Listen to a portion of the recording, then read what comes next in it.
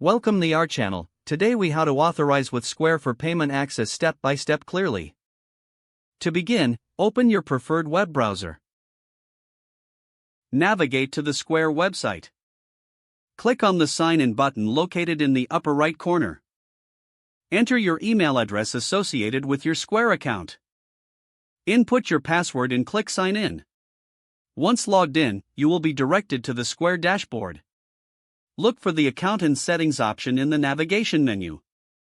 Click on Account and Settings. In the Settings menu, locate the Payments section. Select payment methods from the list. Here, you will see various payment settings and options. If you haven't connected a bank account yet, click on the Connect button. Fill out the required banking information, including account number and routing number. Confirm the details are correct, then click Verify. Square will process your information securely. Next, you may need to provide business details if prompted. Enter your business name and type of business. After filling in the necessary information, click Continue. Review the agreement terms presented by Square. If you agree, check the box to accept the terms. Click Submit to finalize your payment access authorization. In a few moments, you will receive a confirmation message. Your Square account is now authorized for payment processing.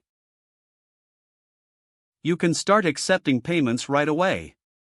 If the page does not load, refresh the browser or try again in a private or incognito window. Make sure you are using the correct email address, then retype it carefully to avoid small typos. If your password is not accepted, use the Reset option and create a new strong password you can remember. Check your spam folder for verification or security emails, then complete any requested confirmation steps. Enable two-factor authentication if available to improve account security and reduce unauthorized access risk. After signing in, review your profile details so your contact information and settings are accurate and current.